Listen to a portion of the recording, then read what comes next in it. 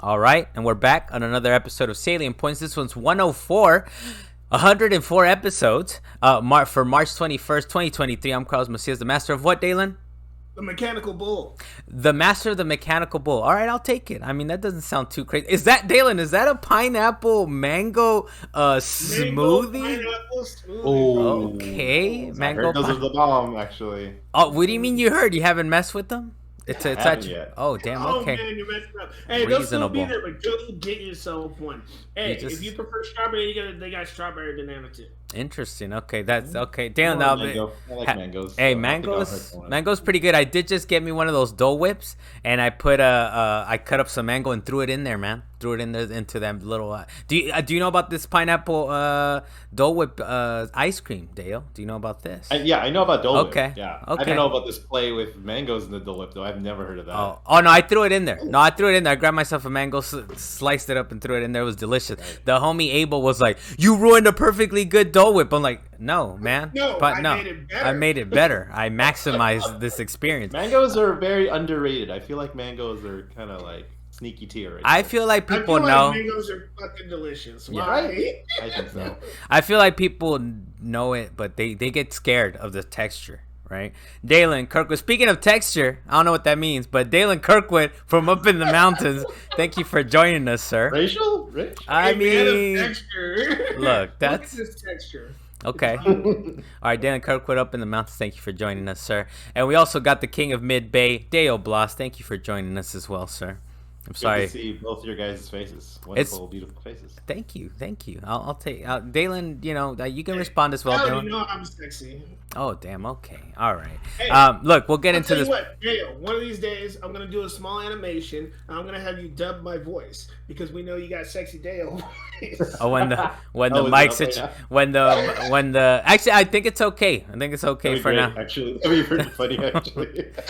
Dale Blas from up in the Mid Bay, King of Mid Bay over there. But look, we'll get right into it. We haven't had a comment. Remember, you can go on YouTube, like, subscribe, all that fun stuff. If you leave a comment, more than likely you'll be featured on the show, like this man Jet, who's been a loyal reader, loyal listener, loyal viewer.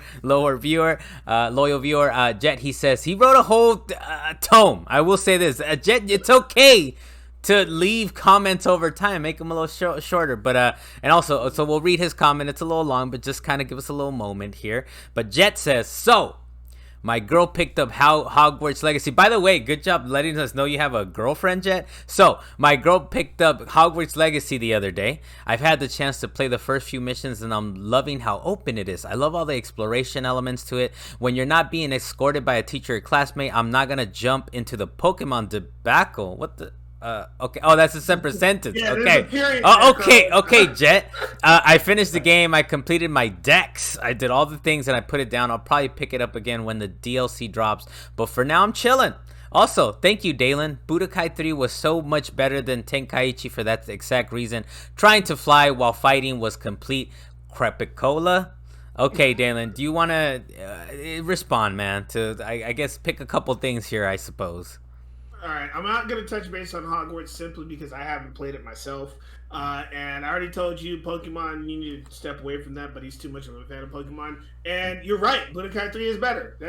That's all it is. Facts. Yes, of course I'm right. Not all the time, Dalen, but you know, Hey, potentially, in this case, kind of in this course case. I'm right.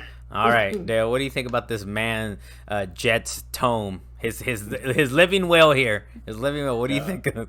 No, like the Hogwarts Legacy thing, like that's the thing. Like my wifey, she's playing it, and she basically took over my Xbox. I can't even finish Wolong Dynasty. Well, I could, but like I'm like, You're like, I'd have to kick her off, and then we Yeah, it's a whole I don't want to thing. go into it there. I have Pick my your own battles, game man. save there. Yeah, exactly. So I was just like, okay, I'll leave her alone. But like, she goes and plays it, and she even like calls me on the phone. She's like, hey, what channel do I have to switch it to, or video input do I need to switch it to in order to get to my Hogwarts? I was like, oh, it's video 2 or HDMI 1. Oh my god. So she's super obsessed with it. And I was I'm like, glad okay. you decided to throw your wife's technical prowess into the show. I mean, she doesn't care what the technical stuff is. She needs the. She just needs to get to the Hogwarts. She just needs to get to the I just need the Hogwarts. magic. She needs the magic. Just give She me needs the magic. That's all she wants. As far as the Pokemon thing is he talking about the last game? Is that why? Debacle? Is that what he's saying? The debacle was, there was It runs like crap. It runs like crap. No. It's Their like saves bugs were and being shit? deleted. That's what Oh. he's talking about. Dude. That's a little gross, dude. When your saves are getting deleted, that's rough. That's rough. All right. For a Nintendo game? Wow. So, anything else on the other stuff, Dale, for Mr. Jet Living Will over here? I'm glad. I'm glad he has a life. He has a girl, and Yeah, I know. It's like, oh, okay. So my girl, okay, Jet, congratulations. You have a girlfriend. That's reasonable. we're learning all these little things about. Hey, at least that's not crapacola, right? Look, it says Crapacola on there. It says complete Crapacola. But Jet, yeah, thank you. Like I said, like, subscribe, leave a comment. More than likely, you'll get it. We'll read out your whole tome here, your whole book, whatever you want us to read on Hey, here. please don't make me die trying to read your stuff. I don't want to be an old man trying to finish a sentence by hand. Okay, there we go. Hey, look, we're gonna get right into it. I wasn't really sure too much what would be the headline this week, but there's a couple juicy things I guess we'll be dipping into. The first thing is, of course, we're still kind of talking about the Activision Blizzard stuff and the fact that Sony is kind of standing in the way of that deal. And we, just this in the last couple weeks, because it's been a couple weeks since we did Salient Points. Tom Warren, he's a journalist out there. I think he's from the UK. He tweeted out this saying, PlayStation chief Jim Ryan said, crying Ryan, right? Said, quote, "I do not want a new Call of Duty deal. I just want to block your merger." That's according to Activision executive Lulu Cheng Meservi. The comment was made on February 21st, the day behind closed doors meetings were held with the EU. And I don't think this is surprising. I think we probably said it on Wax Sale, right? That this is very personal. You said this, like, this seems very, and it's like, yeah, of course it is, man. Of course it is. You don't take the PJ out to Brussels and like, let me, I need to stand up for my rights there, whatever it is. Jim Ryan, you've said it before too, Dale, like in the past, like, just make better games, right? Like, why can't you guys compete on that? Just make a better Call of Duty. They just bought Bungie, right? Like, it's like, use Bungie to make an amazing new game. Make the Halo killer that Killzone was supposed to be, right? Finally. But it's all very petty. It's all very petty white, if you want to call it like that. But it's kind of interesting to see like some kind of direct quotes, I guess, or it's sort of indirect, sort of direct quote, right? I think that's from the horse's mouth, right? Yeah. Lulu Cheng was in that. In that meeting. Yeah, and she heard that. So yeah. So what do you think, Dale? I mean, it's all very spicy. I don't know. He's turning into like a little baby, like a bitch baby now, because he's just like, no, I don't want you to have this deal, blah blah blah blah blah. Yeah, I don't know. I can't. It's that's not PlayStation to me. PlayStation would be like, all right, we're gonna put our foot down. We're just gonna, put our nose to the grindstone and try to build a better game than everyone else. And they've done a very good job about it, with the exception of a first-person shooter. So, and they tried twice, but hey, and this is the manufacturer who owns like probably one of the best developers, or I think they own him, Naughty Dog, right? It's like, dude, you guys have like one of the best developers, but they don't move at the pace that you want them. Right now, coming into like multiplayer space, like that's going to be a big deal. That's going to be a needle mover for them, big time. Yeah, especially because that's not like a side story type of thing. That's not like a little like, it's a standalone game. Frontiers, is that the name, Frontiers, or whatever it is, for The Last of Us. That's their next game, the multiplayer Last of Us game, and it's apparently like a big deal. It's not like just kind of a throwaway, like, oh, it's just it's a multiplayer component. It's apparently a very big deal. So we'll see what they do with that. I know a lot of people like the original. I know Luis liked that one too. By the way, he's not here this week. Luis, we miss you. Where'd you go? Dalan, what do you think, man? That we're kind of getting from the horse's mouth stuff here. In this particular case, the only thing I can think is Jim Ryan is very correct. He's seeing the writing on the wall. He's like, no, if this deal goes through, we are going to be fighting to get back up, because a lot of their fan base follows Call of Duty and Activision, period. So make a lot of money off of that too. Yeah, a lot of their multiplayer fan base goes in that direction, and then on top of that, it's going to be harder for them to get future games that might be massive hits, and they're going to be missing out on all that money. That's like you have 3 treasure chests and you just lost 2 of them. That's what happened. Yeah, I mean, yeah, because as far as Microsoft says, like, look, we'll even throw this thing day one on PlayStation Plus. We'll do it. We'll do anything because I don't think that's Microsoft's like. I think they're building like a library of games, right? They're building like a catalog because they haven't been able to necessarily build it out themselves, right? They have Halo, they have Forza, and Gears, but it's kind of like those games are kind of waning in a way, right? And so they haven't necessarily been able to build it out as PlayStation has to have these big kind of legacy franchises. So they're buying it, right? They're going back to Activision. If you guys remember, they go back to the Atari days, right? Activision goes way back. Their licenses or whatever. So it is Call of Duty. It's a big fucking deal that it's Call of Duty. But they know that it's deeper than that, right? Microsoft knows that the catalog is much, much deeper than that. Go ahead, Dale. Don't forget about King. King is like the biggest part, true. I feel like. Part of like that's the revenue thing that Microsoft wants in their back catalog too. So. Yeah, it's a whole it's everything, man. Activision Blizzard King, right? Like it's everything, and probably like half of it is that mobile games from King that have it, right? So it's the Candy Crush people, Dalan. If you don't know, I know you're a big fan of Candy Crush. So, yeah, I heard you say Candy Crash, but like I was saying, I know what I said. Jim Ryan just says, no, we can't let this happen. We can't let this happen. This is the worst case scenario. I know, but they're definitely running out of ammo. And I did put another note on here that one of the things that Sony says is that they might make a buggy version of Call of Duty. This is also from Tom Warren. He says Sony suggests to the CMA that Microsoft could release a buggy version of Call of Duty on PlayStation, which could make gamers lose confidence, quote, in PlayStation as a go-to venue to play Call of Duty, end quote. And Tom Warren put seriously ... upside down happy face. So it's kind of one of those things where it's like we are running out of things to say. At this point, Microsoft will actively sabotage us and release buggy versions to our console, and people like, what the hell is this, right? So but there's a whole bunch of stuff going on. It's I think they just delayed this thing, right? So they pushed it out to like kind of make a final decision. But as far as I understand, there's a whole bunch of like developers and publishers like, go ahead. Even Nvidia and even all these other companies like, just go ahead, it's fine, it'll be all right. So yeah, I think Microsoft has made the effort and concessions necessary enough to like keep it inching forward. I don't think all this complaining and making up bullshit from Jim Ryan's camp is gonna help anymore. Yeah, they're gonna actively sabotage us, is what this man is saying. The other thing is, this one's kind of in the rumor pile, but it seems doable, right? I mean, we'll find out. Insider Gaming is saying that a PlayStation 5 Pro could be coming late 2024. This is their sources, so I kind of take it with a grain of salt. But by late 2024 doesn't seem too outside of the realm of possibility. I mean, next year, late 2024, that would have been 4 years or so to kind of get a little refresh, a PS5 refresh. I don't see how it's too outrageous. But they did say that this year there might be a PlayStation 5 with a detachable disc drive that's supposed to come out September 2023, and that should be phasing out the current SKUs that are out there now with the disc drive, and you can buy it without the disc drive. Apparently, it's gonna be one that plugs in via USB, so you either just buy the console or you buy it bundled with an external disc drive. So seems a little interesting. That one seems a little peculiar to me. Yeah, but now they're getting wacky with it. Yeah, that seems like they're getting a little wacky with it. But go ahead, Dan. But you also got to understand that basic laptops nowadays don't come with a disk drive either. So you have to go and buy like a Blu-ray burner that you can plug into it, and that's the only way you can actually read older discs now. Okay. So they're trying to they're trying to go the way of the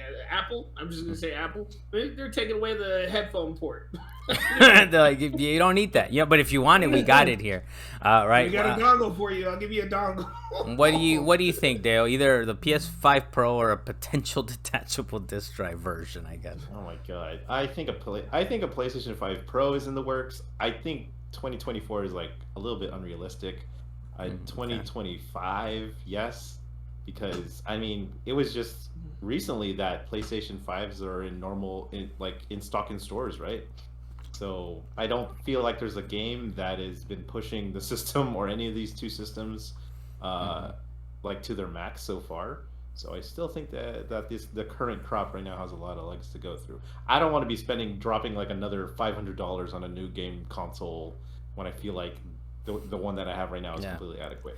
Yeah, and I think I had a quote somewhere in the rundown. I don't have it on here now, but I know there was even people online. Oh, I think it was Jeff Grubb who said something like, what are you going to introduce? Like, we can barely do ray tracing. Like, what was it? Like, now we can really do ray tracing, you know? So it's kind of one of those things that, what do you, like, they were talking about how it's like, oh, the AI is going to be smarter, the blah, blah, blah. And we've been playing these games. I don't know how much smarter they really are. So it's kind of like the blast processing. Is better.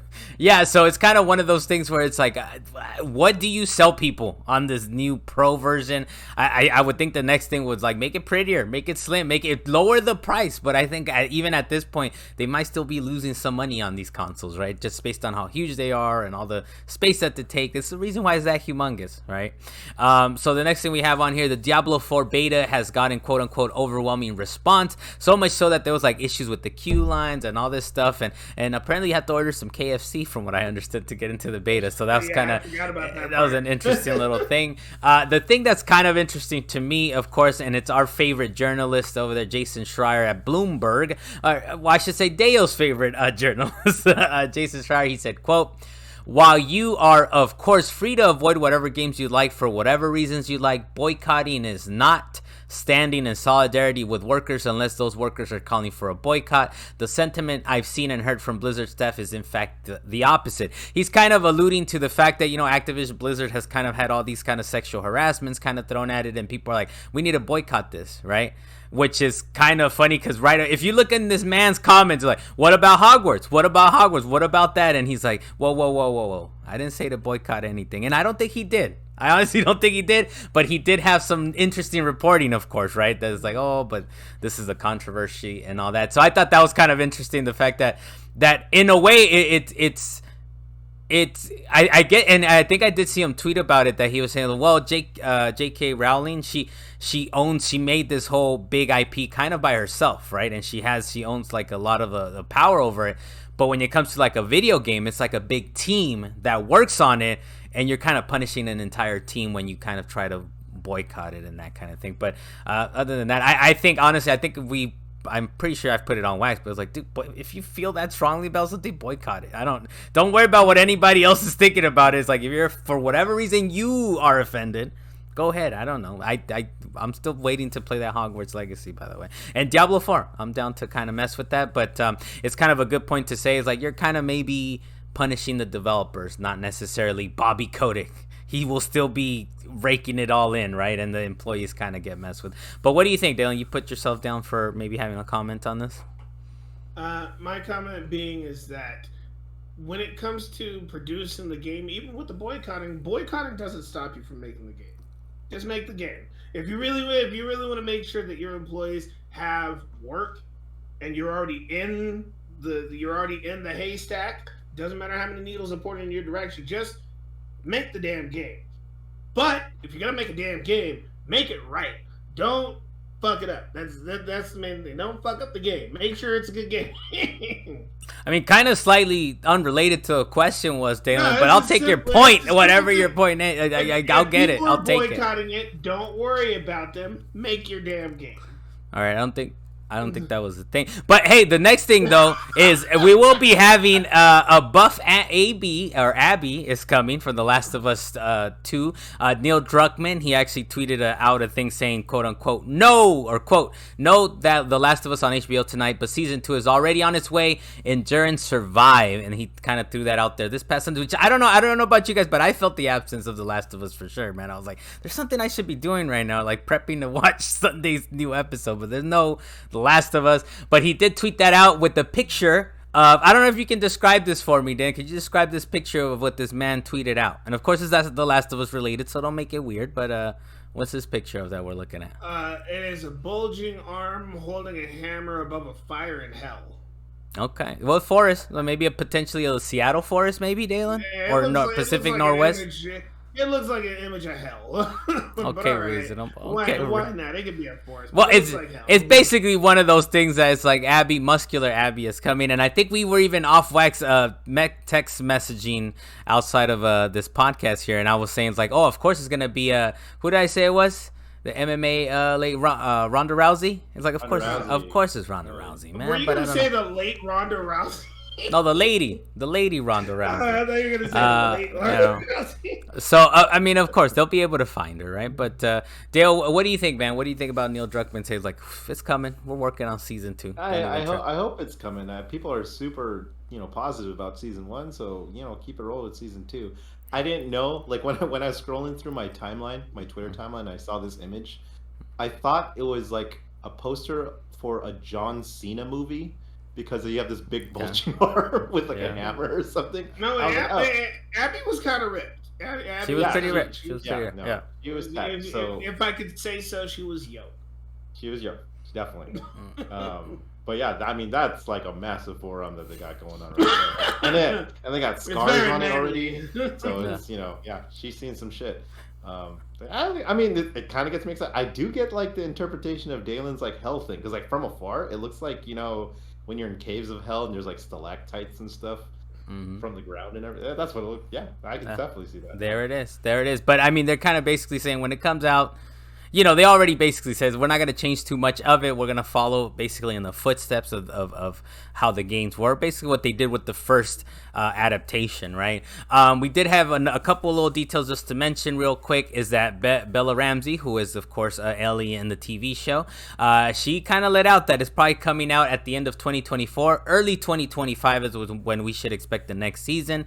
And also Neil Druckmann, of course, was talking about how they've chosen their next game, but they won't say if it's The Last of Us Part 3 or something new, so that's kind of something to look forward to. That's basically no details at all, right? Of course, it's got like, we're working on stuff. The other thing that people have been working on, Dalan, and I know you threw it out there in every single chat that you have me in, because I've seen it multiple times, but there is a Resident Evil 4 Studio Ghibli sort of anime, right? It's called Leon and the Mysterious Village Episode 1. It's like a 1 minute thing, or like a minute and 20 seconds or something, like very tiny short. 57 seconds. Okay, there you go. 50, not even a minute, dude. 50 seconds, 57 seconds of a cute little anime of Leon walking around the village and he doesn't understand things. It's a cute little clip, but it's definitely out there. Are we getting any more of these, by the way? Do you know, Dalan? I would hope so. I mean, they did say it was episode 1, so I would expect there to be other episodes of it as time goes on. So so we'll see. What did you think of it, man? What did you think about the whole 57 minutes? We're gonna talk about it, by the way, more than the 57 minutes run, 57 second runtime, by the way. So already your laughing took up half of the 57 seconds, Dalan. Hey, man, it was an excellent thing to even see come about in this universe.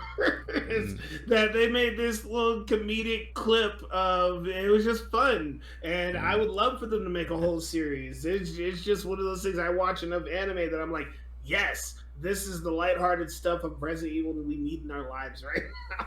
Dude, I'm so ready for that game. I don't know if you guys saw the reviews of that thing, but it's glowing reviews. So my body is ready for that Resident. Okay, Dalan, you're on mic, right? Over here, slip. Why do it again?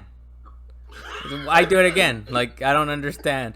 Dale, what'd you think of this little 50-second clip? By the way, we're already like 3 times as long as what the clip is.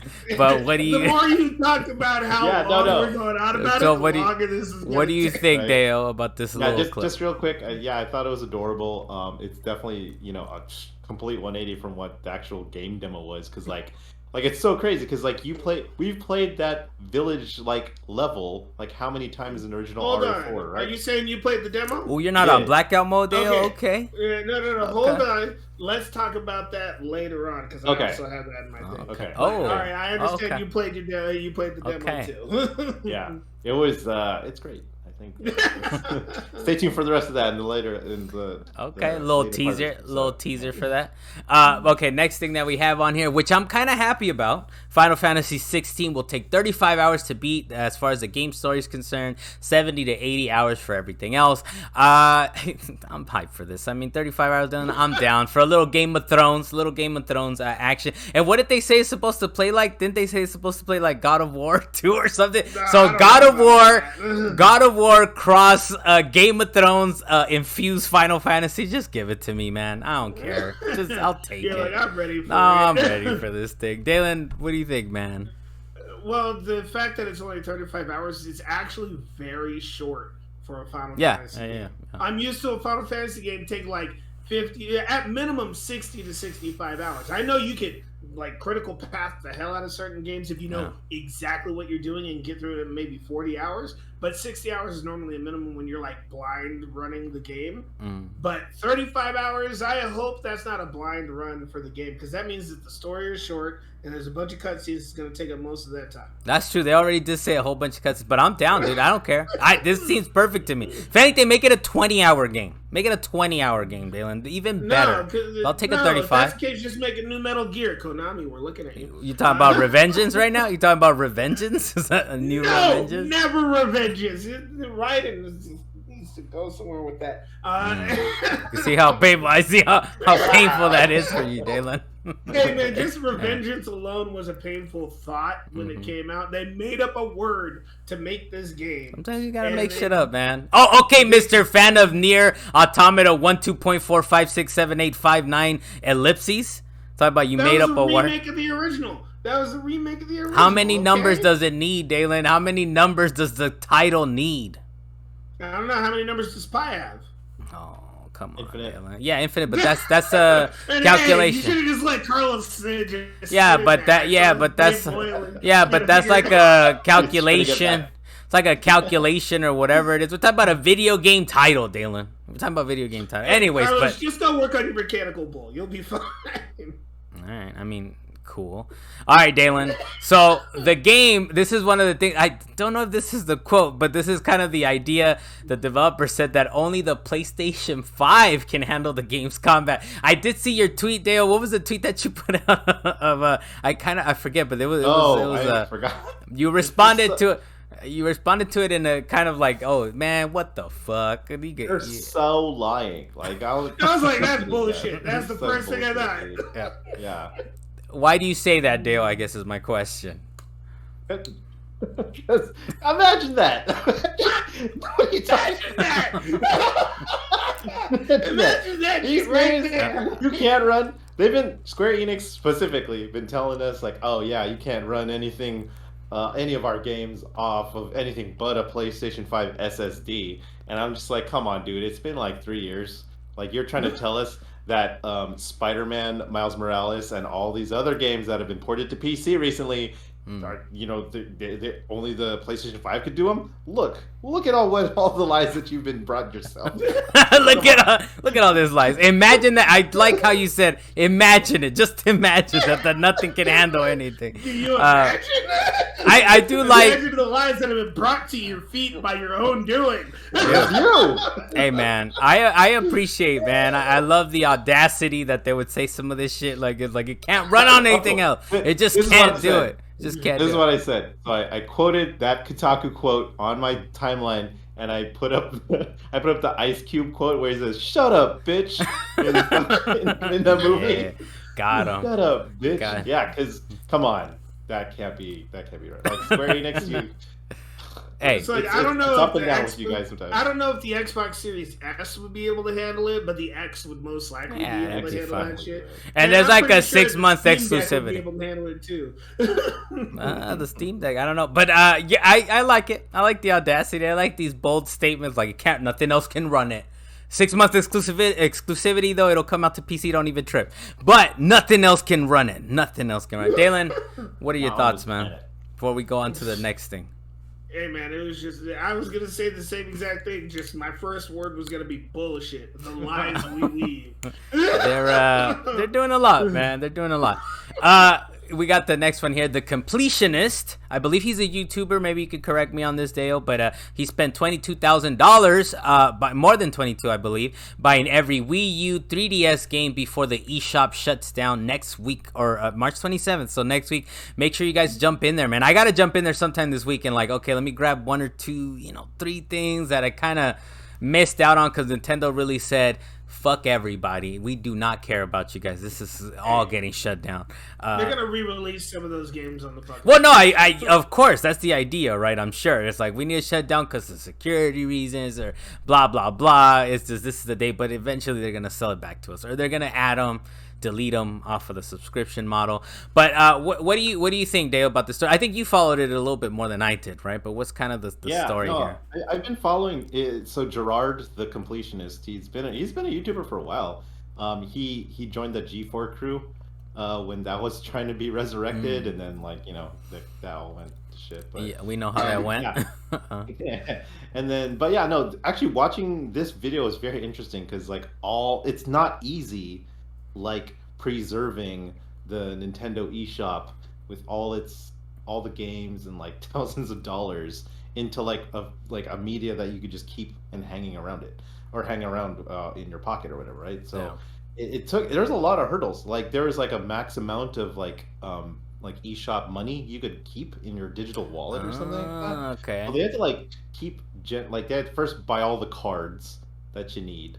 Although you could spend directly through your credit. Yeah, you can buy it through the card, I think. Yeah. But you could only load up $250 on each one on his personal account, and then once you're done with that, you have to redeem the cards again in order to load it back up, spend the money, do that again.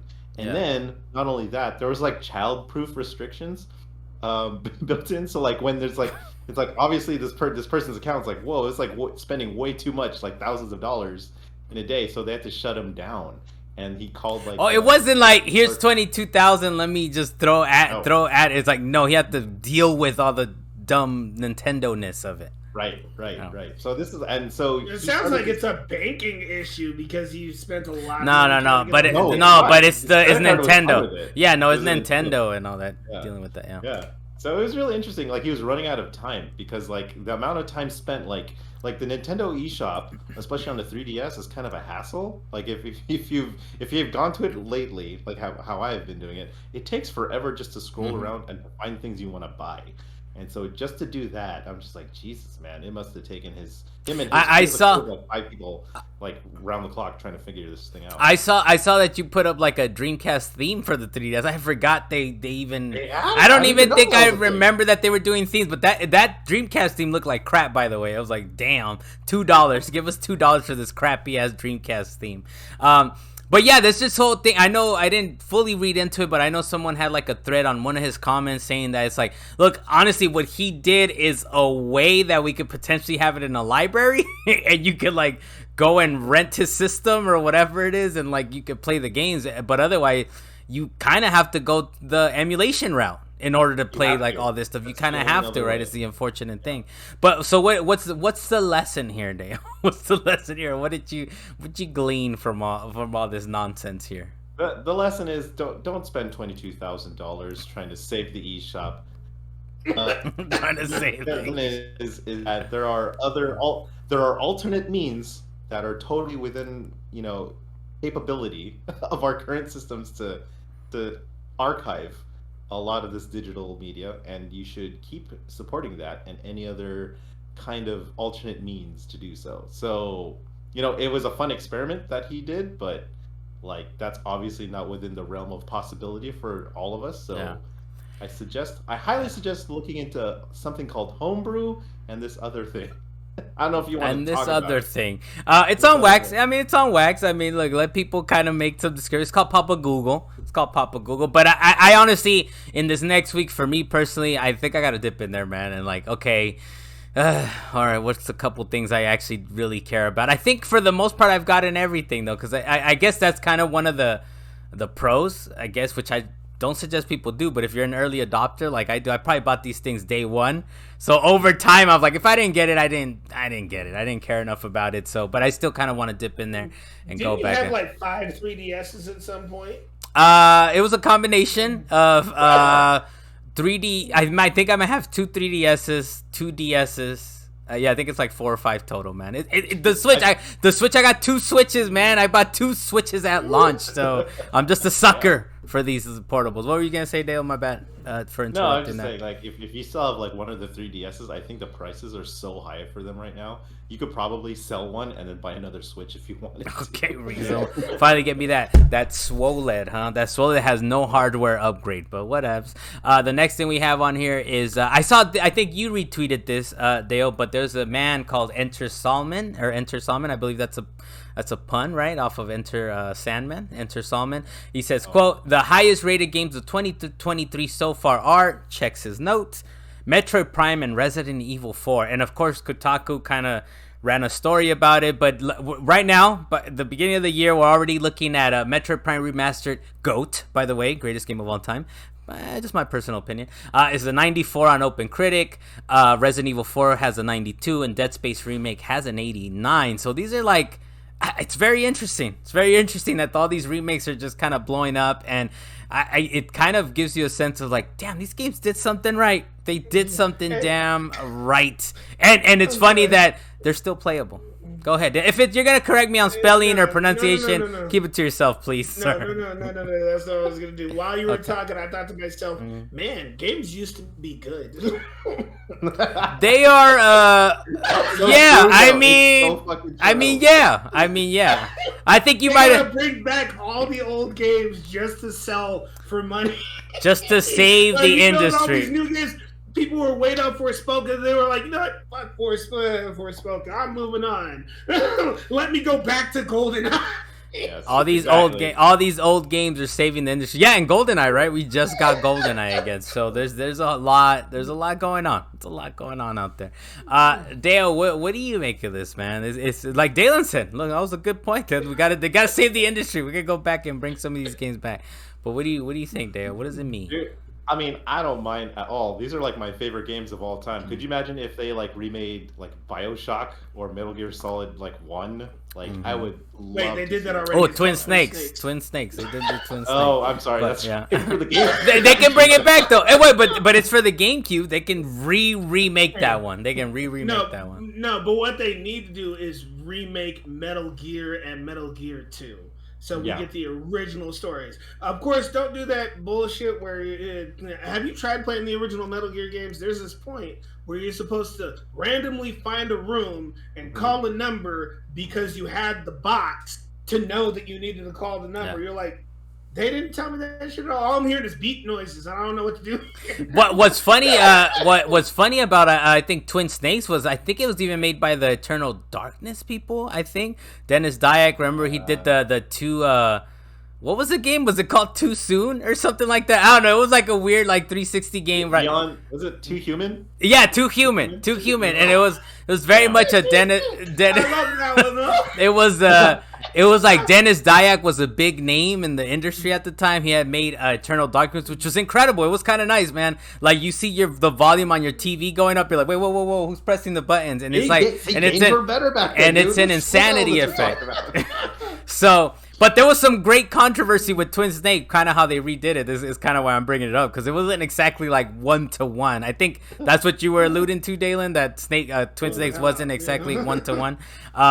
But yeah, I mean, it's funny to see. It wasn't. They put those random games in it. Yeah, but yeah, I mean, it's cool seeing these games back. And what's funny is I'm kind of interested to see with Resident Evil 4 how that is. But with Metroid Prime Remastered, I was a little afraid. I was like, it doesn't hold up, and I'm playing it, and I was like, oh.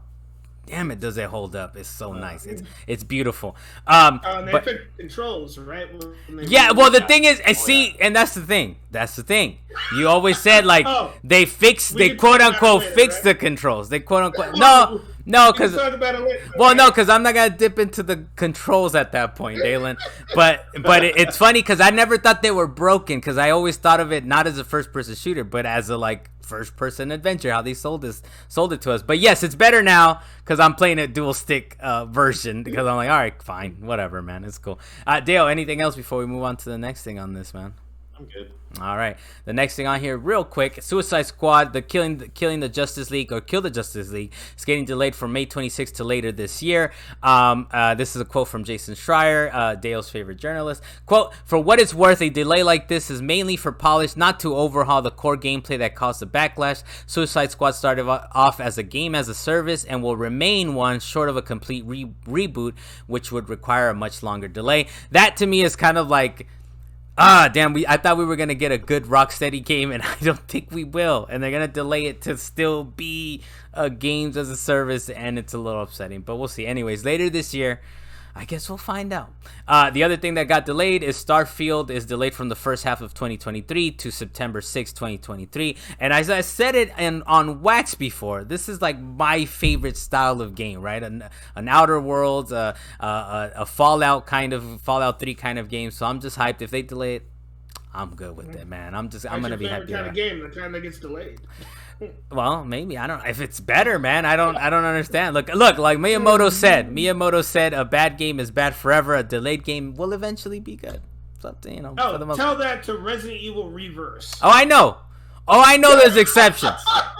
Dalan, but listen to the man. Oh my god. But listen to the man, all right? Drag itself through the mud trying to But just listen to the man, all right, Dalan? All I'm saying is listen to him, all right? He's made some damn good games. Halo Infinite Season 3, the new season dropped. I know you were kind of hyped for it. I don't know if this is a what you've been playing thing or just a real quick I don't know for what you've been playing, so we Okay, so what do you think of Season 3 so far? I've seen you kind of hyped about it, man, on Twitter. I've put more hours into Season 3 than I've put in Season 1 and Season 2 combined. It's really fun. I don't know what it is that they changed. Well, I do know what it is what they changed, but they added like three new social maps. And this is the thing, like the whole Halo multiplayer experience it's a first-person shooter, yes, and it can be competitive, but the social aspect of like playing with like individuals from around the world or whatever, that's like the fun part, and it just never gets old. And so the sandbox, they adjusted certain things. They added a brand new gun, they added one piece of new equipment, and they added 3 new maps. And they're all not like gamer, like esports type of maps. They're like fun social maps that like randomness and everything could go crazy. Like there's vehicles that are able to drive through the maps nowadays, which is something that's been missing from Halo Infinite since like Halo 5. So it's, I don't know, it's super fun, and they have a good progression system now. The only thing that the game needs is an actual like ranking system, like where like you rise through the ranks. Which is kind of like they're like sort of the pioneers of it, man. The way Rocket League does it is how Halo 2 did it, man. Like they had already mastered it. 2. Yeah, and they moved away from that. Yeah, go ahead. Yeah, so it blows my mind that it's not even like a thing. It's not even available. But there's so much, like right now, for me, I am a big Halo fan. So right now it's like back to a tipping point where I'm satisfied playing this like 3 to 4 times like a week. And there's like a natural rotation of like things to do. There's like challenge points to get. There's stuff to unlock. Mm-hmm. So it's getting there. It isn't perfect, and it's not like Halo 3, Halo Reach kind of status, but it's getting there. Because I kind of stepped away from Xbox, did they ever get the campaign co-op going for that? Yeah. No, they canceled it. No, split screen. No, split screen. Split screen. But the online co-op is there now. Yeah, online co-op is there. Yeah. Which, by the way, the homie Samir has been whining us, like, he keeps asking Dalan, when are we gonna do it in Legendary? And I'm like, ooh, let's do it. Let's get it going. We have 4 years. We have 4 years, man. If you guys are down, but Halo. There's even updates to like the campaign. So there's a couple of things in there. I think they changed. Okay, there we go, man. There we go. You just got to figure out some time, and let's get down with some co-op Legendary. The next thing we have on here is Capcom's Exoprimal is coming to Game Pass Day 1, July 14th. That just got announced. There's a comment. Someone responded to it. It's like, oh, this is Capcom's Left 4 Dinosaurs. So I don't know if you guys tried the beta or the demo or anything like that, but I mean, if it's coming to Game Pass, why do I got to try a beta when I just try the full game? But Dalan, what are we gonna get down with some Left 4 Dinosaurs, or what do you think? This game is not Left 4 Dinosaurs. This game is their version of Earth Defense Force Dinosaur Edition. That's what you want. No, Dalan, you're getting people too hyped. What this is? Have you not? When you shoot, Dalan, when you shoot Dalan, when you shoot 5 rounds into a building, does it collapse into paper mache pieces? Does it do that? Quite possibly. Well, see, that's the only way. When you have dinosaurs running down the buildings, coming at you, and you got like 3 people in mech suits flying around just shooting dinosaurs, and they're basically a shitload of velociraptors. Yeah, but you basically are Earth Defense Force. They're not ants, they're raptors. But if I shoot like 4 rounds of a pistol into a building and it collapses, like that's what I think of Earth Defense Force. I don't think that's happening in Exoprimal. Just because Earth Defense Force was more janky doesn't mean it's not Earth Defense Force. Well, look, we're gonna find out. July 14th on Game Pass. We'll be there, right, Dalan? We'll jump on there, man. It's on Game it's Pass. free. I'm down. All right, there you go. Will you stick with it? I don't know. We'll see. If I can't shoot down a building real quick, like I don't know if I want to keep playing that. All right, that was my experience with Earth Defense Force. It's like I'm gonna make this planet flat, and I made it flat out there. I'm gonna make this planet flat. I'm gonna shoot all the big specials and watch all the big moves and watch all the buildings. All the buildings. I'm gonna see all the ants flying in the air. That was the best part. That was me. That was me in Earth Defense Force, and I don't think I've played that since like PS2, man. It's been a while, but you played one Earth Defense Force. You played them all, man. You played them all. All right, the last thing, this was kind of a little down note, but we might as well mention it, is rest in peace, Lance Reddick. He was 60 years old.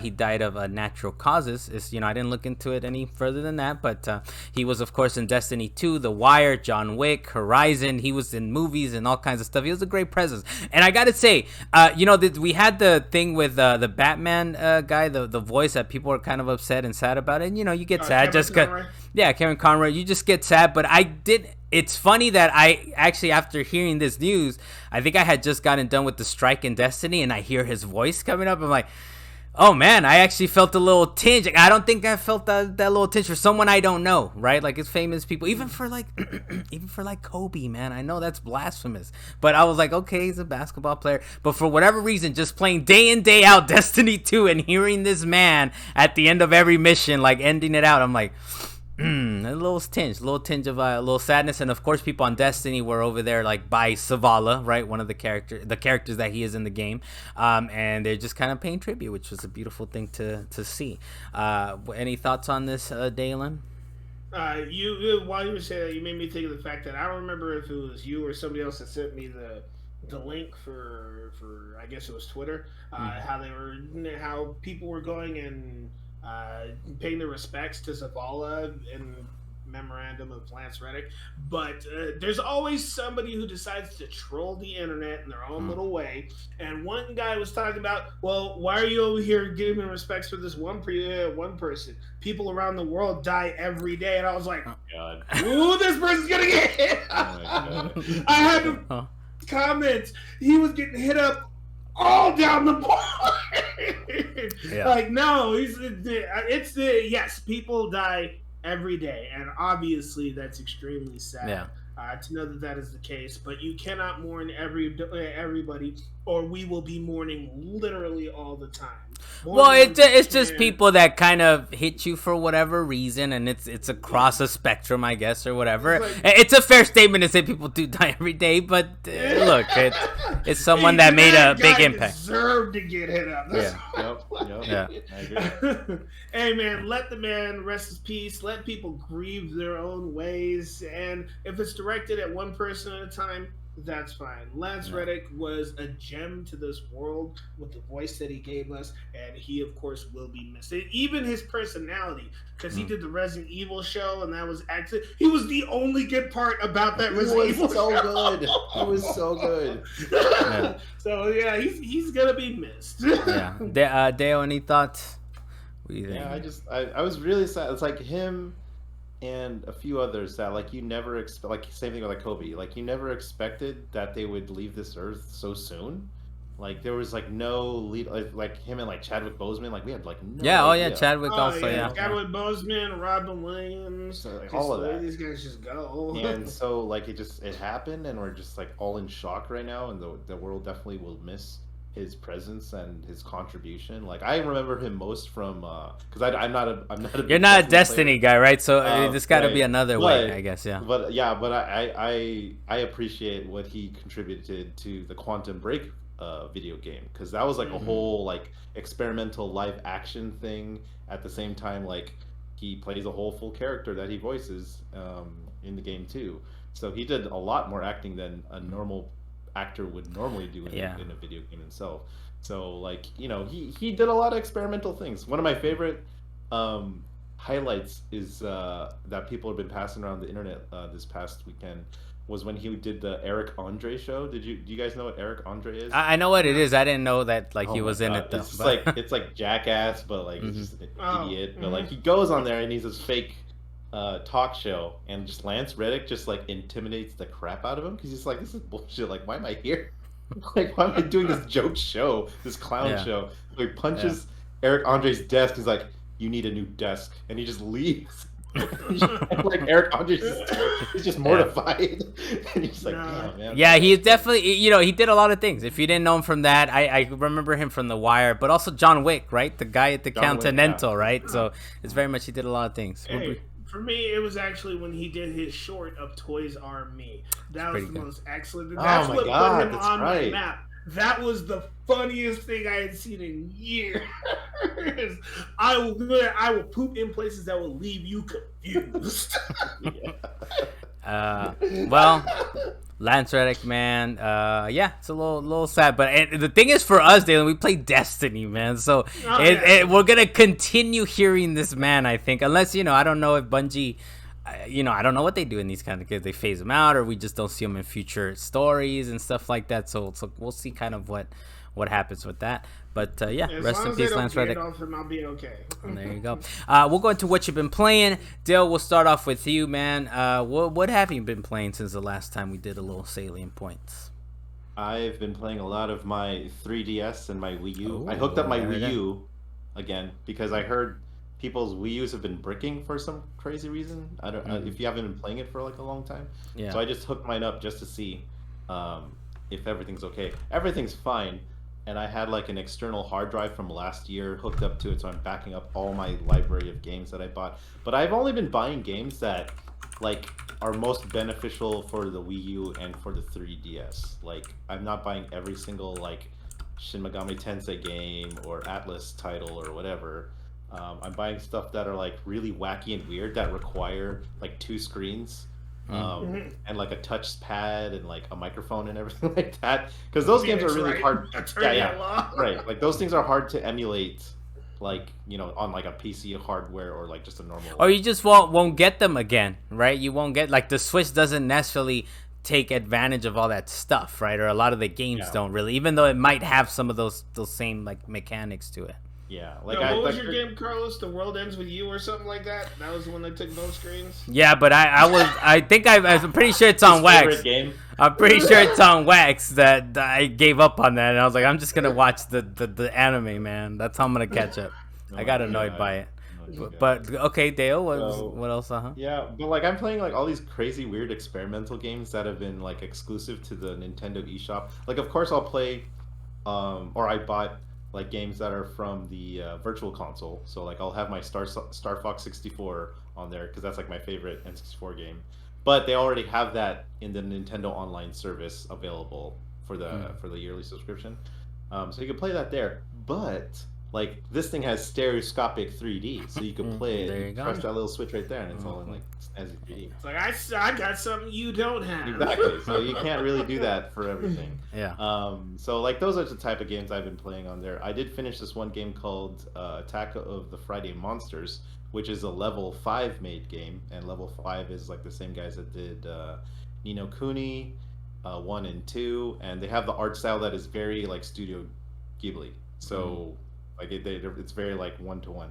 And so they made this like tiny little game called Attack of the Friday Monsters, and it's like a slice of life kind of game. And it's there's no gameplay at all. It's just like a point and click adventure. That's basically all it is. Yeah. And you just follow this Japanese boy. But it's a really interesting story. I thought it's fast like 4-hour game. It was pretty cool. Yeah. But then I'm playing like all these other. Have you found everything you want? I guess from the 3DS eShop or Wii U eShop. Have you found everything? Yeah, that you want, pretty much. I mean, I want to download that Dreamcast theme for my. As trash as it might be, right? You're like, you know what? You gotta do it. Like if you're a Dreamcast fan, like you gotta do it, especially on this crazy obscure. Like that system already is obscure, and to have it on another obscure system is just ridiculous. I love it. I kind of. You make a good point, man. After this, I'm gonna go grab me that. It is $2. It is $2. It can't be beat. It can't be beat. A trash fucking theme, a Dreamcast theme. It can't be beat. It can't be beat. Is that it as far as like the 3DS stuff you've been messing with? Yeah, as far as that goes, like all I've been playing, and I've never been like a big handheld person, so to me, like all this exposure to like Nintendo DS games, 3DS games, Game Boy Advance games, like this is all brand new stuff to me, and I'm loving it. Yeah. So that kind of stuff. It's funny you mentioned that. Like as far as a portable like gamer, I've never been that either. It like the Game Boy, maybe the Pocket I played a little bit, or the Pokemon games, Pokemon Yellow, that kind of stuff. I might have messed with them a little bit, but it really wasn't until the DS, man. The DS, and they made that sexy one, the clamshell sexy one, the white one, right before the like the planetoid one or the UFO shaped one.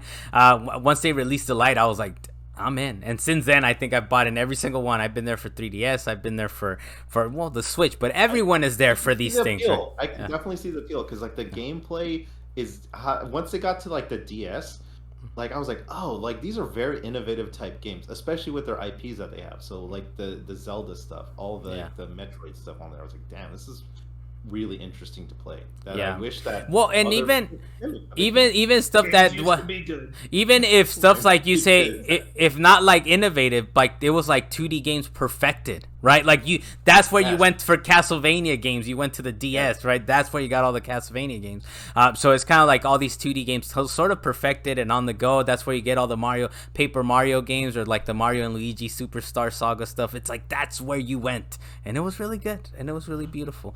What else have you been playing though, Dale? And then we mentioned this earlier. I finally got to download and play the Resident Evil 4 beta, and boy, oh boy, that is one heck of a beta. Jesus, it is so incredible looking and sounding, and it's just the beginning of RE4 that you've played like dozens of times for over the decades. Yeah. You literally won't kill anything for yourself playing that demo because it's literally just the beginning. They probably skip like the opening cutscene for it, but I gotta say that whatever that very first house is that you're supposed to go through just to kick off the story, I was like, I don't remember any of this. No, it looks totally different. It's way scarier. Okay. You know what's happening? You know the beats of like the original game. And like I was like, I know what's coming. I know there's gonna be at the end. There's gonna be this like train saw wielding maniac at the end of this. But I'm still crapping my pants because everything in between. I was like, Jesus! It looks so photoreal. And that first house you go in, I did not want to step foot in that house, like or go into the basement. That was crazy. And they fixed the rain. Did you get to the point where there was crazy rain? The rain didn't look crazy. No rain. That was not in there. Okay. No. So what did you think, Dalan? I thought you were gonna go on full blackout like I'm going with this, Dalan. No. Hey, I don't mind a demo, but I'm not gonna watch all these videos that are coming out. I don't want a bunch of people telling me that it's great. I want to experience it for myself. And it's a remake, so you know. That's fair. That's fair. But he's saying that he didn't want to go to that first house. I didn't want to walk through the gates of that village. Dude. Quite literally, I did not. I started the demo, and I got through the first house, and I got to those gates, and I saw the bell tower. I was like, nope, I'm going to do this tomorrow. I'm going to bed. Dude, I'm ready. Hey, man, I'm ready. And I'm ready. And as I've said on Wax, I will not be putting on headphones on. I will have it a quarter of the volume on my TV, and they better scare me that way. Because I will not be putting on headphones, not VR. Dude, they changed it, man. Like you know how like the original the best way to play RE4, or the most conservative way, right? Is like shoot them in the legs, run up to them, bust out your knife, and just start swiping them down with the knife, right? That doesn't work. Carlos, your knife will break. Okay, reasonable. Okay, now the knives are breaking. Work, man. Damn. Mm-hmm. That changed the entire encounter. The moment my knife broke, I saw the little bar on my knife, and I was like, No, I needed this. I needed. They don't tell you that it's breakable. They just let you figure that shit out. Okay. It just happens, and you're like, crap. Damn. And, Okay. What I didn't know that they had added to the game was that Resident Evil, I think it was 6, where they give you the ability to stun them and you can kick them. So that was a nice little addition. So there's small things like that they added to be able to differentiate it. But man, it was definitely an experience to go back with the updated graphics, higher screen resolution, better like sound quality, and the way that they built the atmosphere.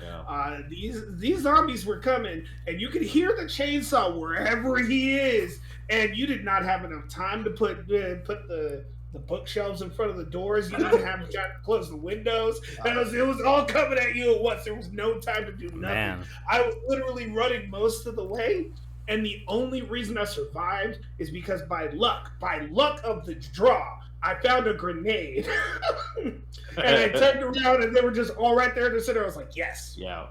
Boom, survived. It's time for. Hey, man. I'm super hyped, man. I'm not touching that demo, but I'm gonna get my hands on that game this week, right? It comes out this week, I believe. Yep. The 24th, the same day as John Wick. Okay. Oh, there we go. We're gonna have some hard decisions to make as to what to watch and play first. I'm going down the hill, picking up Resident Evil, and going to watch John Wick. Okay. IMAX, Dalan? Are we watching it on IMAX potentially? I don't know. I know how you feel about IMAX. It's too big and it's too loud. That's how you feel about IMAX. I understand. I will not be working the day of John Wick. Okay, reasonable. Whatever that means. Dale, anything else on the Resident Evil demo or anything else you've been playing? I mean, you could play it. I think you should play it, honestly. Yes, I advise you play it. You should play it won't You're kill not gonna anything because you know exactly what it is. It's a few days till the game is officially out, man. I'll hold up. But you guys got me hyped. You guys got me hyped. I guess it's one of those things you can get a feel for the way that you're going to be moving. Yeah. It might scare him, Dalan. I'm gonna be spooked, but I'm ready. I'm gonna be spooked, but I'll be ready for it. Next thing, so I played something, and as I've been putting it on the rundown, I don't know if you guys can see it because Google Docs does a little weird thing with the emojis, but that's supposed to be a goat. So I don't even put Metroid Prime Remastered. I just put a little goat. Because I'm referring to Metroid Prime Remastered. Like I mentioned earlier, I'm not going to try to bore you guys too much on this, but it's just amazing. It's just incredible. It plays smooth. The graphics look great. And it makes you wonder about all these plays. I think I might have mentioned it on Wax already, but it makes you wonder about all these Switch, like Pokemon Shield and whatever, when you're making cartoon graphics. Yet Metroid Prime Remastered looks amazing. Plays incredible. Like it plays like a first-person shooter. Sure, I'll say it now, Dalan. Before it was like, the controls aren't broken. All right, or they weren't, but as a first-person shooter controls, it plays well enough, and it's so super smooth. But a lot of it too is the music. Reminds me of the music. Anytime there's like that battle theme, is just like I still hear it. It's constant, like doom doom doom doom doom. I don't know if I could do it correctly. I don't care, but it's just amazing. But it's just amazing. But it's just incredible. The Chozo history, of course. So you guys know that I critical path all these games, and I definitely critical path this game. But now I'm like grabbing every element, every everything I could get, the energies, the missiles, everything, and I'm reading everything. And I'm like, damn, this has a nice little story to it. I did not even know. This game is a GOAT game to me, and I didn't even really read all the like codex and everything. And now it's even better. Now it's even better. It's an even better experience. I scan everything. Now it's like they start like how they even call Samus Aran, like the Chozo, is like, oh, the entrusted one will help us. I'm like, damn, I'm the entrusted one. I'm who they're referring to. I'm saving them. So it's kind of even more amazing that way. But it's, I was, like I said before, I was a little scared that it wouldn't hold up to my expectations, but it's like, damn, it just keeps blowing them away. It actually makes me, after I beat this, I'm going to go back into that Wii U, and I have like the 3-game series. I was thinking, I was like, maybe I'll just do 3, because I don't think I beat 3. I didn't play through the whole way. And 2 is the weird Far Cry 2 of the series, where Far Cry 2 is like, yeah, you're just swimming around. It's like, oh, now you die of malaria. Now you're fucking dead because malaria hit you. I feel like Echoes was sort of like that, where there's something always poisoning you that I didn't like. But even just how amazing this game is, like, no, I'll play through 2 again. I'll play through 2 and 3 after I play this. My body is ready. The other thing that I've still been playing through is Atomic Heart. It's basically a poor man's BioShock. I think I mentioned that before. It's hard to recommend recommend, even though it's on Game Pass and it's for free. But I will say, it's if you want a poor man's Bioshock, go ahead and try it out. One of the things that is kind of cool is some of the moves are okay. They're still not up to that standard that Bioshock kind of set, right?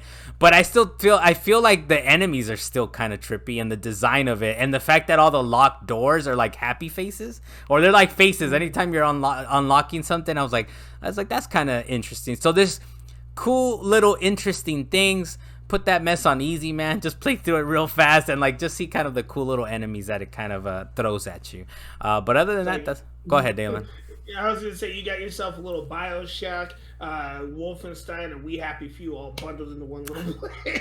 A little bit, yeah, a little bit. I don't think I played too much of We Happy Few, but I kind of understand like the aesthetics of that. It's all that smile, trying to have everybody be super happy all the time. Oh. And put smiley faces everywhere. Yeah, and but in reality, they're not happy. Yeah, the thing is, Atomic Heart, like none of the like combat's not really satisfying. The guns don't really have like that oomph to them, right? And it's just okay. But it's one. But I will say this: like my daughter came around and looked. It's like, what are you playing? I was like, oh, it's this game Atomic Heart. And I'm like, and I told her, I was like, I don't really like it. It's like, it's like, well, then why are you playing it? I was like, something is broken in my brain. I started it. I need to finish it. All right. I'm just gonna finish it at this point. Good thing it's like not too long. I think it's like 12 hours long. So I'm hoping I'm getting close to the end here, because I'm sure it feels longer than it should. Because we've been playing a lot of Destiny, Dalan, and we were able to beat the first part of Destiny 2, the new raid, but we still got like at least 3 more sections to go. So there's been a lot of Destiny playing going around. But what have you been playing, Dalan? I heard you game tape solved something. I game tape solved God of War Ragnarok, and I thought for a minute I didn't fully solve it. If you'd noticed earlier in the rundown, I put tape solved ? But before we started recording, I got a chance to hop on God of War anyway to just like continue it, because I figured it would be kind of like the original God of War game, how at the end something special happened. But I just had to do a little extra thing before the credits rolled a second time. Well, it does do a similar thing as the first one, where you're walking and the credits are rolling. I think that was in the first one. There's something similar. That was in the first one. So that's the first credit roll. Yeah. And then in the first one, when you go back home, you got Thor that shows up. And the second spoilers, second but okay, don't tell anybody. Spoilers from 2016. If you haven't played it 7 years later, you're gonna. You just said Thor, man. Thor's in the new one. Yes, but Thor was also in the first one when he showed up at your house last minute.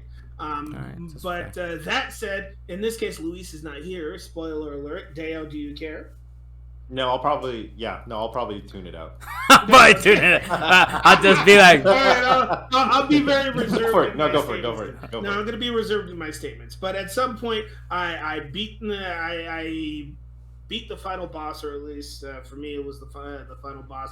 And then eventually, some random stuff happened. We teleported. Credits rolled. And then after that, I was like, oh man, there's a bunch of stuff I still haven't done, and now they have all this after game content. I was super surprised by that. Yeah. And really, I just had to go do one thing. I was putting it off for a minute, and I was like, you know what, let me go do this, and I'll go do other stuff. I did that one thing. Credits rolled again. This time, no walking around, black screen, music, that's it. Yeah. They kind of. But you're still able to continue the game even after the credits roll. So. Yeah. So what did you think, Dalan? Was it your game of the year? I mean, you voted as your game of the year, and let me look at the time, Dalan. March 20th, and it's like now you can decide if it was your game of the year or not, Dalan. Hey, I'm gonna keep it as my game of the year. Okay. That game was just too excellent. All right, and it was a beautiful game. It gave too many feels. There was a point where I was playing it, and Nicole was like, "God damn it, this is supposed to be an action-packed game. It's making me cry. Why is it doing this?" It's pretty good.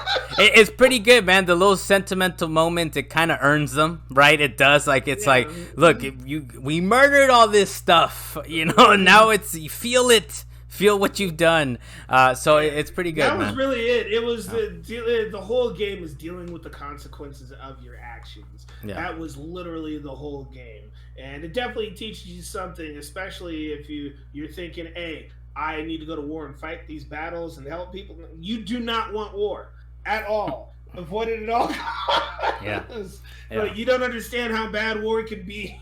Yeah, it's still like a trip to me that like this game everywhere it's gone, you know, whether I don't know if it's BAFTA or what Game Awards and all this stuff, and it's like it wins every single award except Game of the Year. We can't give it to him. We can't give it to him. But you know who did it right, surprisingly? So the Oscars did it right, man. Like everywhere does everything at once, whatever that movie is. It won a bunch of Oscars and it still won the best picture. So it's like, so it can happen. It's not like they really said.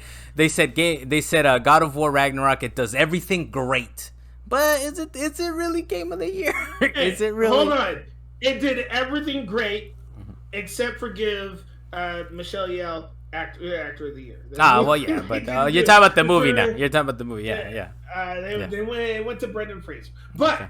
Yes, this there game is just too excellent all the way around. They really should have given this game Game of the Year. We did, Dalan. We got comms gave it because it deserved it. Deservedly, it was a blowout. Every number that we had on our board, Carlos didn't have to score it. Yes, like no. Which I think this is one the first year, of course, because it was just me and Dalan. The one that was tricky was It Takes Two. I think that one got interesting. That one I had to math that one out. It Takes Two and Kenna Bridge of Spirits, because one was Kenna Bridge of Spirits. Yeah, that one got a little tricky, but this year it was like this last year was like a runaway, dude. God of War, it was number one for everyone. Look, so hey, thank you guys for joining us. We did good time, I feel. I think an hour something for 2 weeks. We haven't done Salient Points in a couple weeks. Actually, next week is my anniversary, so my wedding anniversary. So there might not be a podcast unless you guys kind of want to take the reins. We'll see if you guys want to kind of take the reins on that one. But other than that, there is one other thing though, Dan. There is a new scene tip. Right? It's sort of loosely associated to the website, but you published it to your own personal thing. So cool. But we can't. But it is up there. It is up there. Maybe we can reconfigure it to it's a week.com things or something. But I don't know. But it is up there for the people that stay tuned to the very end. How do people find it, Dalan? I guess, or do we maybe just link it on we.coms or something? It'll be we'll figure that out. It's linked in we.coms if you approve my writing. All of a sudden. But preview it a little bit because this was your own doing. I noticed it's not video though, Dalan. I didn't notice that.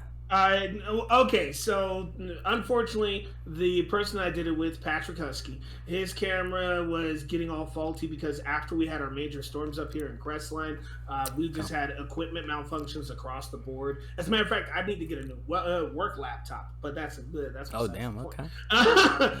Nicole had to get a new SSD hard drive. It was really bad. But his camera was like being really faulty, so we just decided to go no camera. But it worked out because I was still able to put all my edits in it. It's still really funny for people to watch and listen to.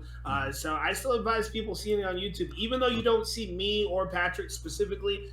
There's little thing. Yeah, I saw one where it's like you forgot an actor's name or something. Like, I don't know who that is.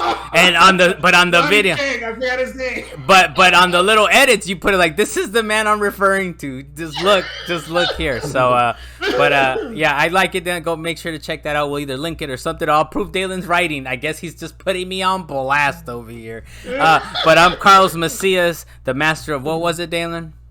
Mechanical Bulls. Oh, the master of mechanical bulls. All right. Dalan Corcoran from Up in the Mountain. Thank you for joining me, sir. I hope whatever fire you had to put out a fire before we got started. Was it you checking into God of War Ragnarok, Dalan? Was that the fire you were trying to put out? Nah, people were hungry. Okay. People were hungry, and there was a debate that needed to go on. All right, well, thanks for that. Then hopefully all that turned out well, and everybody got fed. And Dale Blas, the king of midday, thank you very much. Oh, there it is, the mango slush. The mango slush. All right, Dale, thanks for joining us, man. Thank you guys. Look. Hey, and also happy anniversary. Thank you very much. Thank you very much. We'll figure it out if we'll have another podcast. Maybe we'll figure something out for it or not. If not, we'll see you back in 2 weeks. And also, just to end it on this one, Warriors. R.I.P. Reddick. That's what I ended on. Latest.